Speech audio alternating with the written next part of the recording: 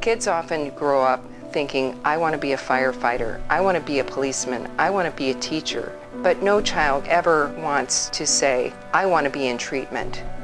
People often ask me, what is Allendale, what do we do? And I explain that we are a residential treatment facility for very severely disturbed, behaviorally disordered children and adolescents.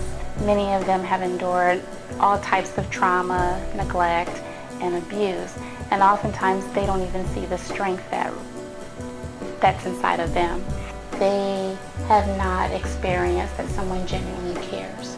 I've had students who've come in and they don't have enough clothes, and so I know that we provide clothes. And then I also know, like, the shelter club ladies, when they come every year and they provide the holiday gift for the kids, that some of those gifts are the only gifts that my kids have received. And I wish I could articulate what it is when you see a young person who's come in and he's been self-injurious, he's been suicidal. And during the course of treatment, you begin to then see him brighten his face and smile and be able to say, guess what? I did something, and this time it's something that's right. Well, Allendale is a large organization. Allendale serves anywhere from 168 kids in their residential program. Allendale has a variety of programs, across the Lake County area, including a 20-bed facility in the Wisconsin land area. Each unit can serve anywhere from 8 to 10 or 12 to 14 clients. We have a vocational department where the kids can get jobs. We also have a greenhouse on campus where the kids can learn to work with plants, how to grow things, and how to care for those things. And a woodshop department where the kids can learn how to use power tools and build things. So they really are given a lot of opportunities that they may not see in a different school.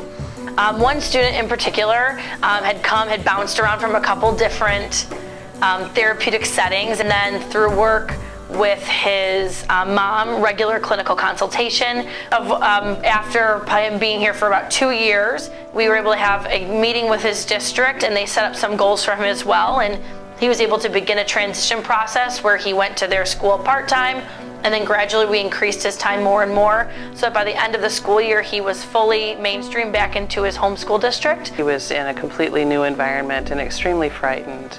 And he actually began screaming that he was afraid and was very fearful after having been pulled out of an environment that should be loving and was in fact abusive for him. And so as part of the process, we began to talk to him about what his day was going to look like. We went and showed him where he was going to stay and gave him a stuffed animal to help him feel more comfortable.